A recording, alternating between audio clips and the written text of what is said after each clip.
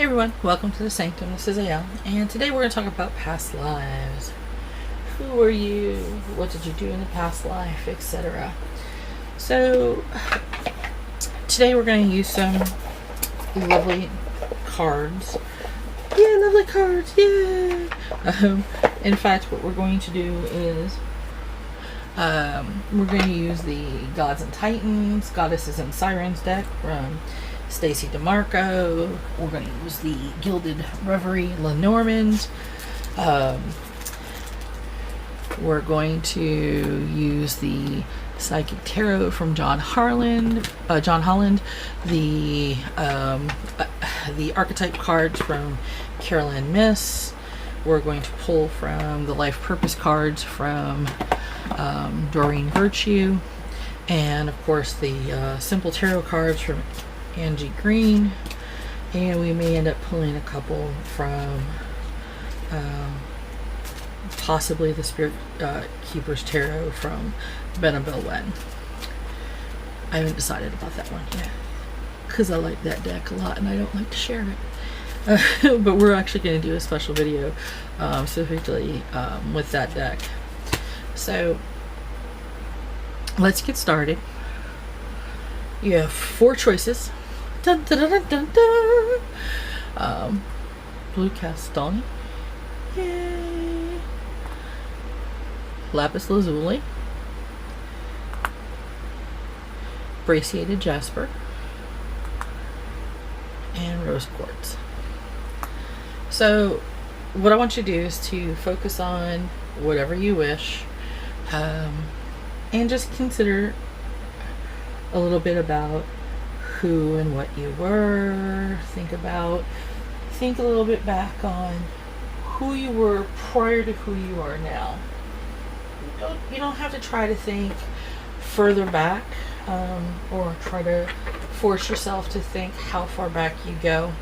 The goal here is just to get your mind set to the fact that you can remember back before now.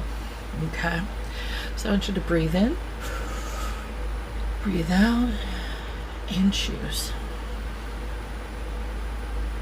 Okay, we're going to start with the Brecciated Jasper first, and go from there. So let's talk about who you were and what you were accomplishing in that life.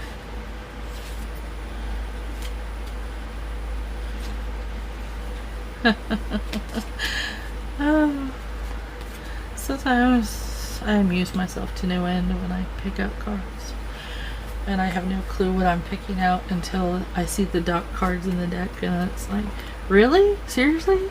This is where we're going with this for these people. Okay, I get it. I'm getting the hits. Why? And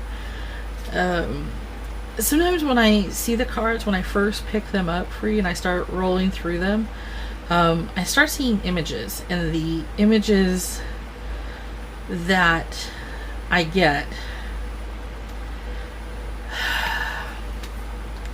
are unusual because there's so many people, so many choices. It's kind of an unusual state of mind that I see. So we're going to talk about the hows and whys and the what fors, okay? So first off, you're considered a magical child. You didn't get past your youthful stage. You died young. So I want you to be aware of that. That's neither here nor there, nor it's not bad.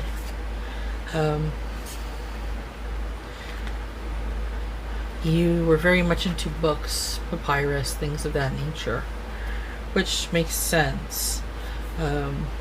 You were discontent and bored with regular stuff, which explains a lot, in a way that you weren't determining or planning for the future at all. You didn't have a simple idea of things that you wanted to do or what you were going for. You were very charismatic. There were choices put before you in your life. We do know that you were living during the time of Egypt. You were serving Helios. and you also serve, you were during the time of both ancient Egypt and ancient Greece during their height. You served Helios, but you lived within that magical realm of time between the two great major powers. You've gone through both. The reason why we know this is the fact that as we look at who and what you were, the things that we know of what you do is that Nut came up as well. And with Nut being the goddess of expansiveness, your realm, the realm that you were taken to, the traveling you did with your family was from Greece until through Egypt as a young child.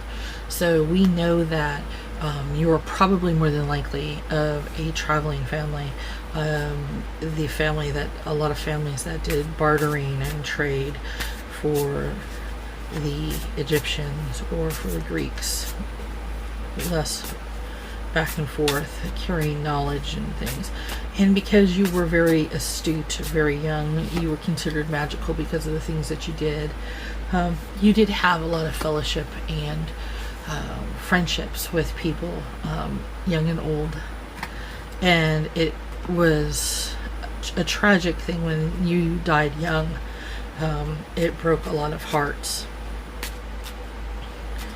which we do know. We also know that a lot of people looked into it, that when they looked and they magnified and they looked deep into your life, because it was such a unusual event, that it did bother a lot of people for that purpose. And one of the interesting aspects of that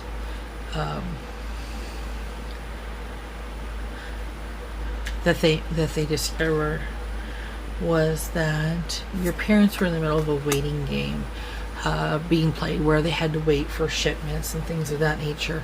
And that seems to be a big portion of why you died, was you were waiting for treatment.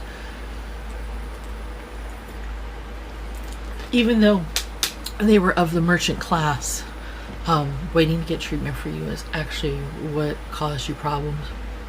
And they actually prayed to both sets of gods, although you were closer to Helios than you were to Nut, for that purpose. So yeah, you if I were to place you anywhere, it'd probably be after, right around the time of Caesar, right before Caesar, during the time of Caesar, that kind of a period. So it's intriguing, to say the least. So, all right. So there you are, Brecciated Jasper.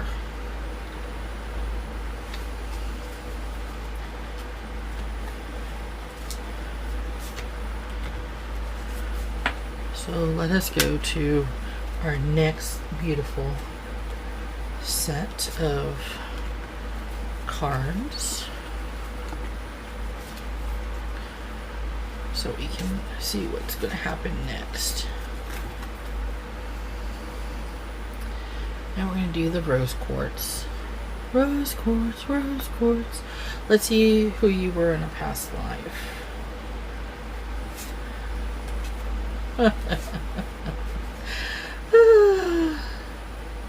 Yeah, why am I not surprised? I'm not there. Alright. Oh my goodness gracious. Okay. So first off, you served Amaterasu,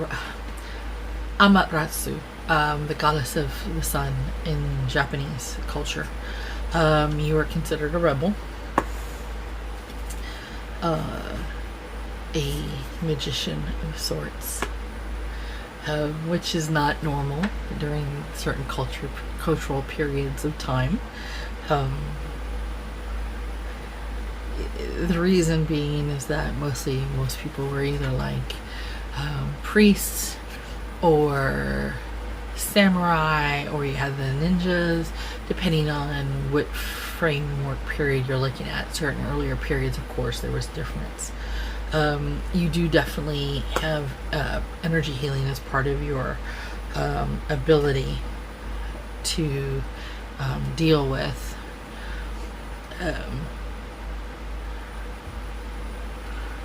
and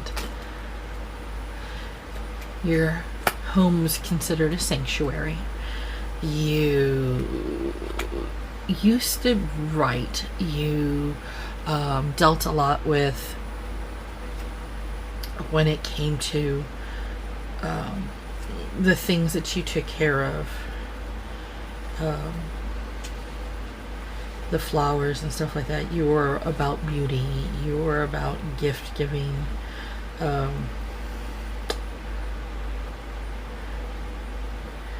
You were about the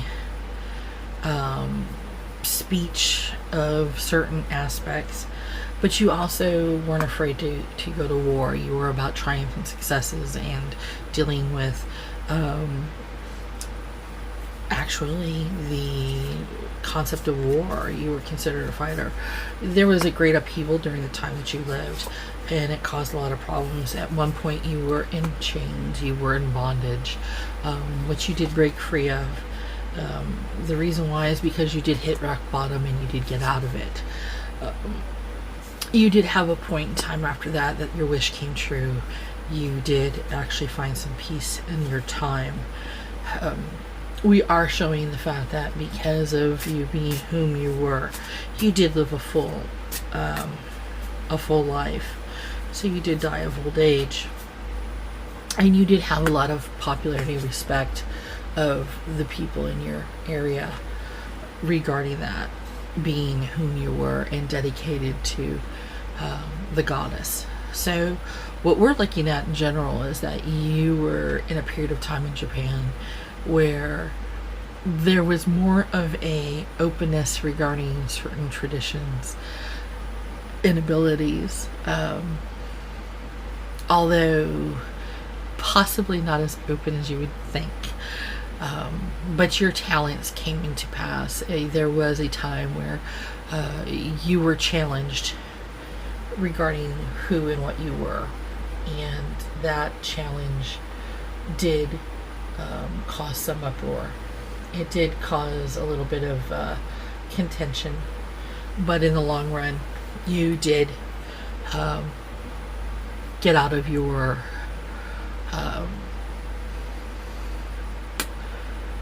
bondage. You were in chains, got out of the prison, the jail, and actually did have success and victory. You did become a person of respect. Your home was known as a sanctuary for people of knowledge, people who wanted to learn for you. So, and that knowledge was carried in different ways. So yeah, congratulations, Rose Quartz, you little rebel, you. So it's an intriguing part. So if you look part of that part of history, who knows, you may actually find some information upon yourself and it may strike home to you. I find that kind of neat, actually. I'm almost tempted to try to go find who you were. It's like, whoa, wait a minute, who were you? So perfect. So let's go to blue Chalcedony, and we're gonna give that a whirl now. Hey, you're not allowed to fall. So blue Chalcedony, let's give you a poof and see who you were. And when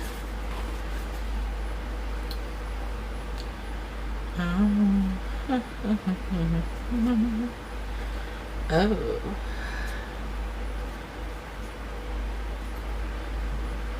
like, no, seriously? I think I know when this was. Like, no. I mean, like, no, seriously, I think I know when this was.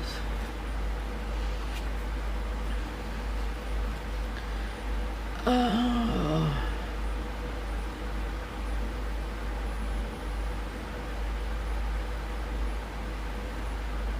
Wow.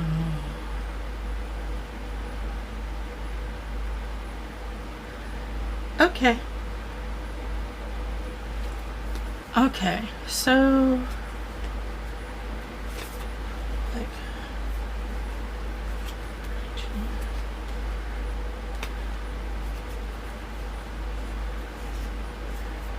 oh wow.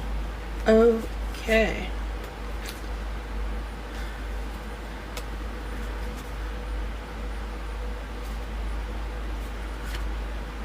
I'm just pre-picking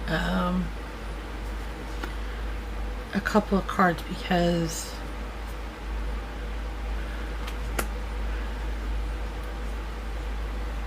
your past life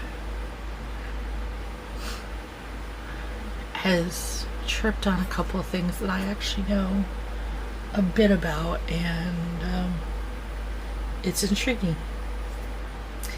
Okay, so we need to talk. First off, you're an engineer, a public engineer, actually. That's what this is. It's a park. It's a public park. So we're talking about somebody who's a public engineer who basically works on public works. No, we're not talking about a janitor or anything else. We're talking about like somebody who designs for the public. We're talking like somebody who designs parks, somebody who engineers public buildings, things of that nature. We're talking somebody who also was suffering in silence over certain aspects that were happening. The reason why is because they also serve Shiva. So we're talking about somebody who is in the Indian continent and who served the gods during this time frame. We're talking about somebody who also dealt with body work, energy healing, things of that nature. On their personal level. What we're also dealing with is that there was grief in your life. You were told that you would find your prince or princess charming, that you needed to look within, rest and recovery, because something had happened that had really truly had hurt you in regards to the person in your life that you were looking for. Either they had died, your spouse had died, it left you heartbroken is basically the energy that I'm getting. So you had thrown yourself into work and they kept telling you that you need to take some time, grieve, but being who you are, wanting to provide structure and stability, you kept working, you kept doing things, but you still kept withdrawing, you kept pulling away, and this dichotomy was actually pulling harder at you and harder at you because you know you needed to do stuff and you couldn't feel like you were able to do it. And finally you ended up with some mental clarity and victory of what you really truly needed to do. And this is the part that really was pulling on me, because when I saw these cards, it kind of hit on me that there's more there than met the eye. And part of it was being deceived and envy, the fact that you're envious of other people having their lives like normal, not having that, they're not suffering the grief that you are suffering, and living without your spouse. But you needed to find balance. You needed to remember, like Shiva the Destroyer, that all things end, all things begin. There is always a balance. You already had financial independence. You were already self-sufficient in a lot of ways. And you needed to remember that your spouse loved you with everything that they had, and they would never want to see you suffer. And in fact, the reason why we know this of all is that of the writer bringing you that message of love and hope. So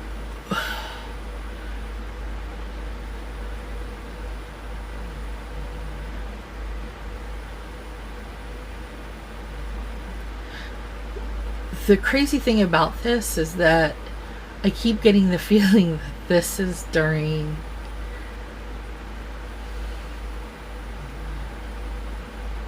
I want to say during like the 1500s in India. And it's really kind of weird that I feel that, because I don't know why I feel that way. But I maybe into like the 1600s, but there's something there that's telling me that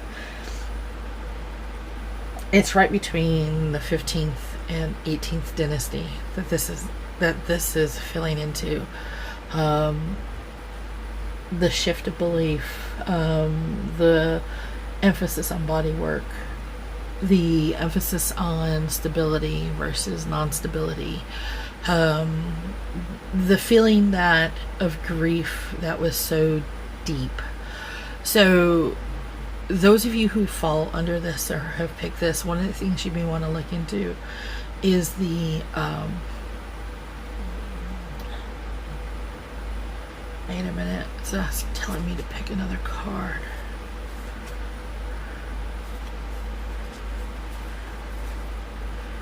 So let me, this one. Okay. So it's telling you to have faith, have hope, that there is hope on the horizon. So something about the message you received from a writer, maybe about your family, your children, told you to have hope. Something was switching around, because I know that you didn't die of a broken heart. So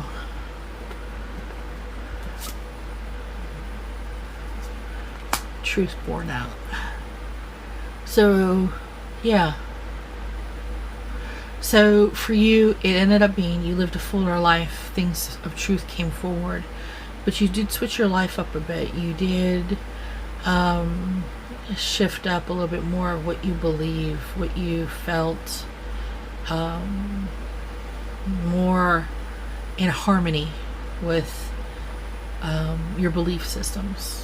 You didn't emphasize work as much as you did on living and being there for family members and friends.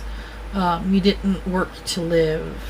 You worked to live. You didn't live to work anymore. So stuff shifted. So that's a big thing, especially after your spouse's death. So definitely an interesting reading. Ooh, that kind of hit hard. So I apologize about that. Wow. Whew. So for those of you who picked this, I hope that helps you to understand a little bit more about yourself. That just kind of, wow. I'm still kind of reeling a little bit from that. That just kind of came out of nowhere and said, hey. So hopefully that'll give you guys a little bit more to work with. Wow. Alrighty then. So we're gonna go to the last one, Lapis Lazuli, and let's see a little bit more about your past life. Okay.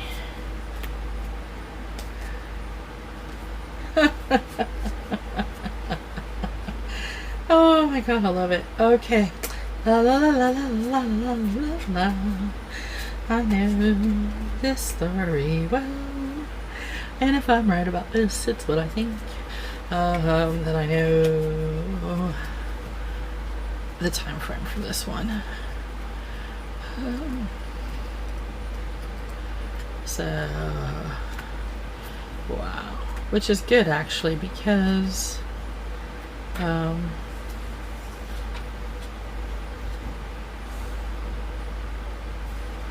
yep.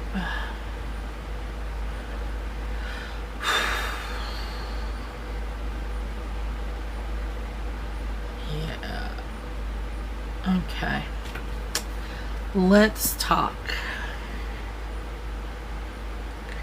So we're looking in the Celtic lands, specifically Ireland, because we're in the land of Brigid, goddess, the goddess of the everlasting fire. You were a virgin, so you were a young woman, whole upon herself, considered to be able to make her own decisions. You were considered sovereignly owned queen of sorts, which means that you had your own mastery, you had your own abilities that you were able to do. In most cases, in this case, you would probably have served as priestess to for Brigid in that regards. There was an accident that took your life. That's what this means, that there was a sharp accident out of the blue that happened. There was some secrets and deception that occurred regarding it. We do know that with your being part of the priestess class, that there you received some learning as well, that in regards to this there was true death for you as a young woman, but you also had been on the path for love. You had met somebody, you were starting to fall in love. We know this because you had happy memories, you had just started that young path of love at that point in time. In regards to that, the person who the accident that killed you was due to the fact of greediness. Somebody's security was at stake, and so their actions is what doomed you for your is what doomed you. It's not necessarily that they murdered you or anything of that nature, but it is along the lines of their carelessness did cause that to happen.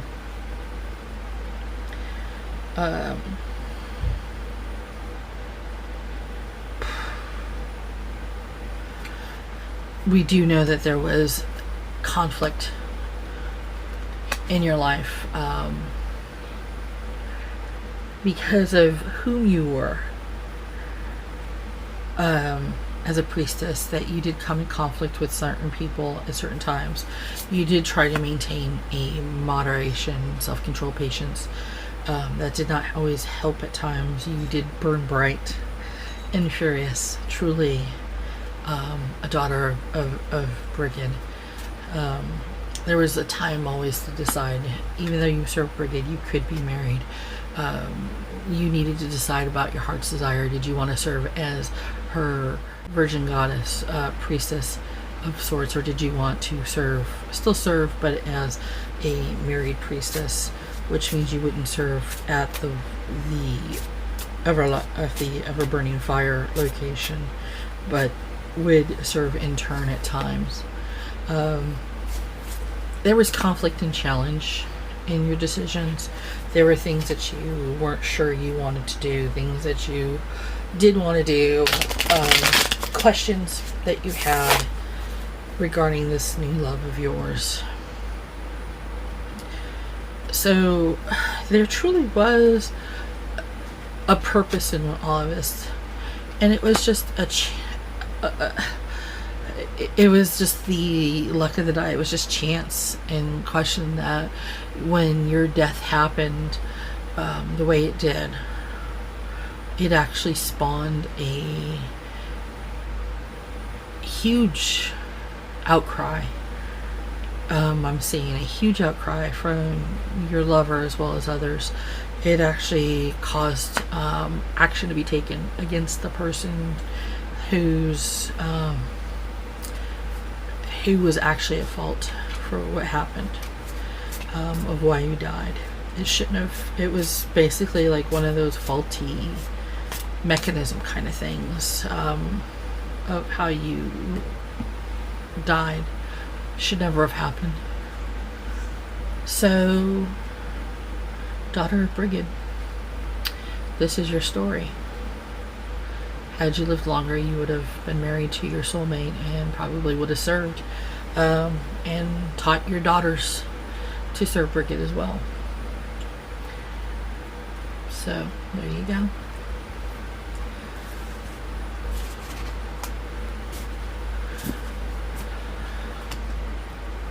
Hopefully, all of you enjoyed your information regarding the past lives, what it told you, what it brought you. Like I said, I know it's not always the easiest things to hear, especially regarding death. It's never easy to hear regarding death at all, but at the same time, hopefully it shed some light on whom you were previously. Opened up some doors within your heart and mind, gave you a little bit of ability to look further in. One of the things that I do when I do past life regressions is that we oftentimes will play some low music, and I will do a hypnotic walk back, guided meditation, to bring the person back into a place before they were born, and ask them what they see, ask them the noises, what they smell, things of that nature. And you can do that too at any place. There's quite a few wonderful guided meditations on YouTube that you can always look up, and some of the best ones that are out there will be the ones that will say stuff like, let's walk back, breathe in deep, relax, scrunch up your neck and shoulders tight, inhale, release. Push your shoulders down. Feel the relaxation from your shoulders down your torso, your arms, your hands, all the way down your hips, to your thighs, to your knees. Feel it down your calves, down your ankles, to your feet, to your toes. Feel your toes tighten, and then release. Take 3 deep breaths. Inhale, exhale,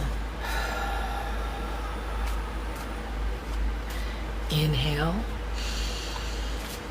and exhale.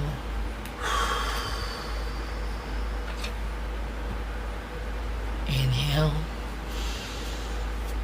and exhale. Now slowly walk to the stairs. And as we walk down the stairs, we're going to count backwards from 10 to 1. And as we do, we're going to go back in time before we were born, back to another time and place. Remember, at any time you feel uncomfortable, you can just open your eyes and be able to come out of it. So close your eyes and slowly walk down these stairs. 10.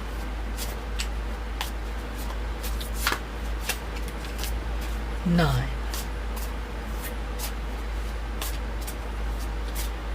8. And as we slowly walk, you're seeing that there's a tunnel up ahead. And you notice that your past is floating before you. See your time as a little kid, going by, seeing your parents' time go by, seeing your time as a baby go by. 7. And you take a deep breath and you walk forward. 6. And time goes back further and further. 5.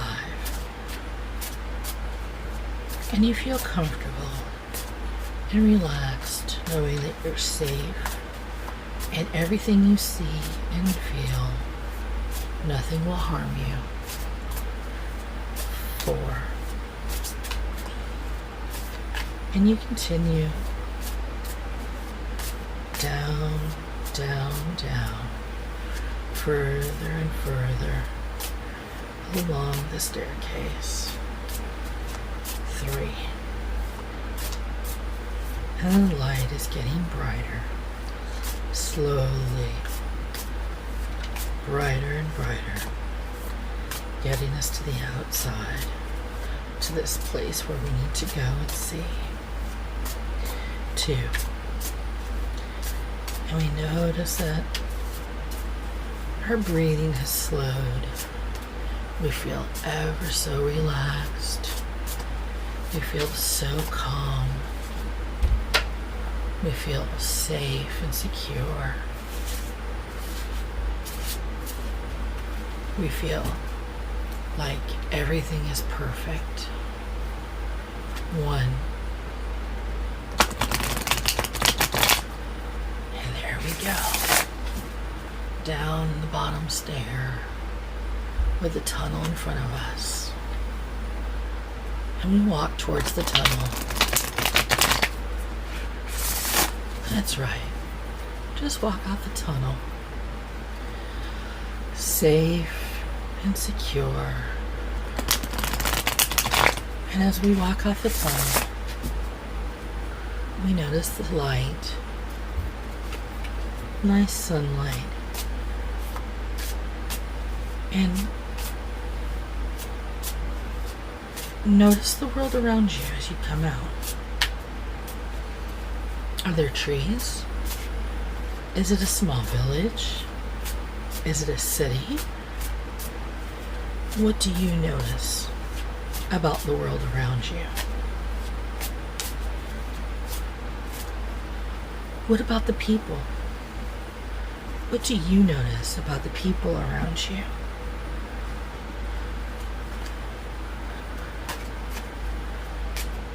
Do they look like you? What do they look like? How are they dressed? Let's look down at your toes. What kind of shoes do you have on? Are they sandals that lace up your ankles? Are they moccasins? Are they boots? Are they leather or cloth? Do you even have shoes on at all? What kind of clothing do you have on your legs? Do you have on clothing on your legs? Or are you wearing a skirt? What kind of clothing is it? What color is it? Is it bright and pretty and gaudy? Is it dark and dank? Is it more like blends in with the earth tones? What does it look like to you? Stick out your arm and your hand and look at it. That's right. Open and close your hand. What skin tone do you have now? Is it lighter or darker than it was before? What do your nails look like? Are they clean or are they dirty? Do your hands have calluses on them? Do you have anything on your wrists? Do you have manacles? Do you have designer jewelry? What do you have on your wrists right now? What about on your torso? Look down at your torso. Are you wearing a dress? A shirt? A jerkin? Are you wearing a chiton? What kind of clothing are you wearing? That's right. Take a deep breath. Look at the clothing. And just relax. That's right. Relax. What we're doing right now is just taking a look. Just imagining, seeing what we can see, pulling in deep what we notice of what is. That's right. Pulling it in. What's the speech that they're talking? Look at that, the little group of people over there. What are they saying?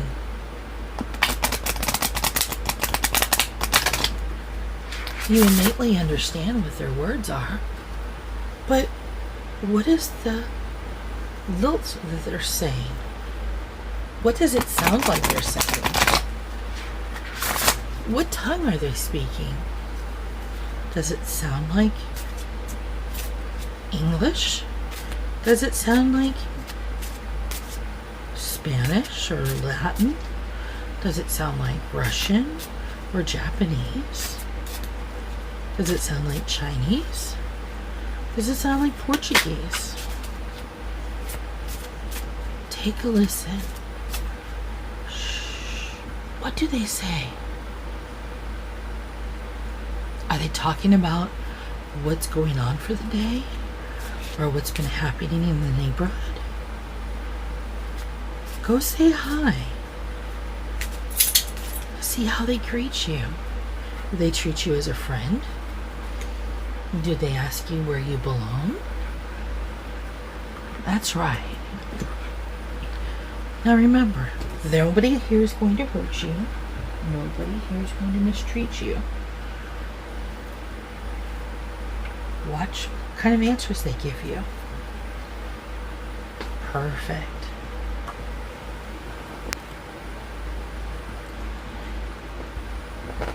Now ask them what city this is. That's right. Ask them what's the name of the city you're in. And if they look at you curiously, just say that you just wanted to make sure that you still have the name of the city because you're trying to write home to your family that lives far, far away. That's right. So what city are you in?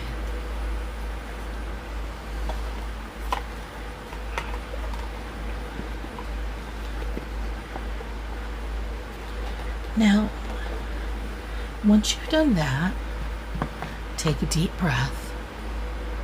Step away from your feet, those people. I want you to take a seat over by that bench, over by the bakery there. How do I know it's a bakery? Inhale deeply. You smell that lovely smell of bread? That's how we know. And I want you to think. Think about yourself. Think about who and what you are. Okay? I want you to think about the time frame. And I want you to think more about what you are doing. What you may have done in this time frame. How old do you think you are?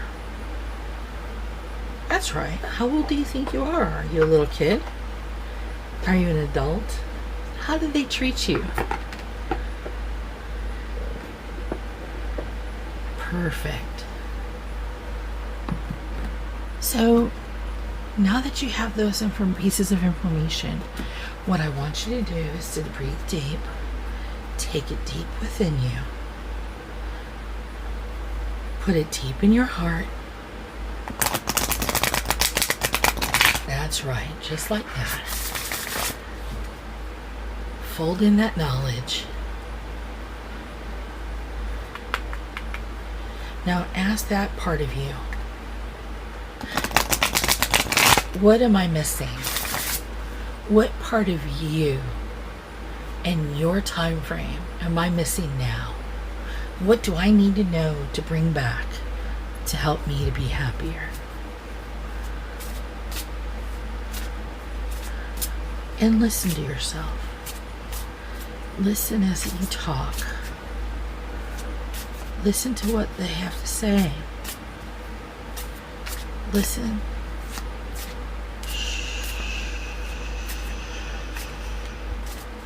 That's right. Listen to them.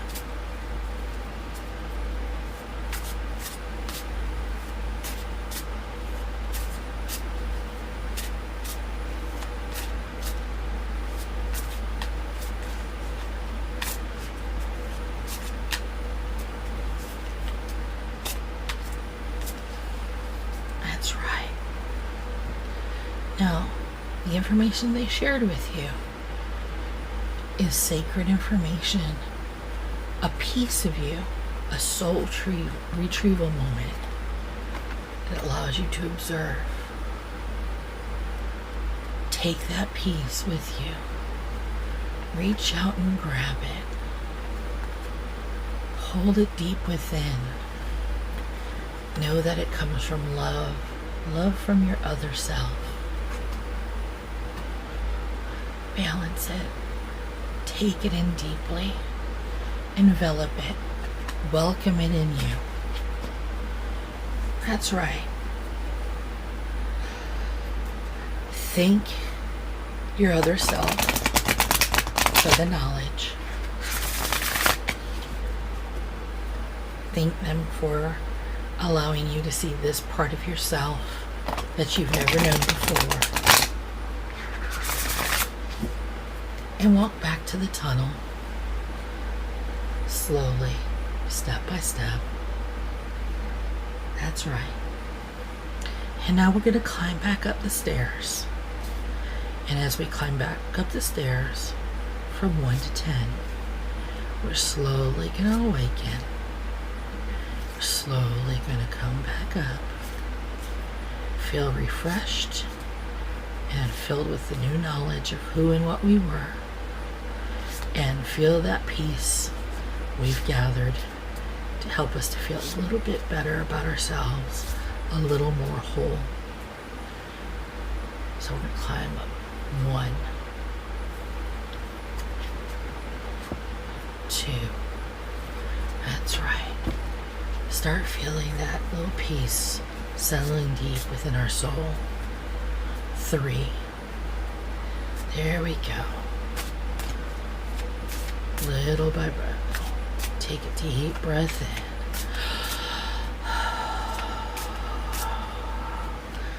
4. That's it. Slowly stretch. That's right. Move your neck from side to side. Stretch your legs and your limbs. Put your hands over your head. 5. That's right. 6. Oh my goodness gracious. We're coming awake little by little. 7. There you go. You're getting it. 8. Perfect. Notice all the information that you're being given. Notice how it makes you feel. That's right. Take it in. Acknowledge your old self, your past life. Thank it for the information. Welcome it aboard. Welcome that piece of soul back home. Tell it that you will bring that up and acknowledge it and work that information into your life. And open your eyes. Blink. And take the time to adjust. And 10. That's right. Here you are. You're back. Back in your own body. Back to yourself. That's right. Number 10. You're back. That's right. Welcome back. That's what a guided meditation that takes you back does for you. Now, there are more that have music and do a lot better than that does, but this is a basic one. This is one that I do with a lot of my clients, and one that if you feel free to use at any time if you wish, and use it. Make down notes, see what it does for you. I wish you guys the very best. Hopefully you'll find a little bit more for yourself about who you were and what you were. Until next time, Bendithian.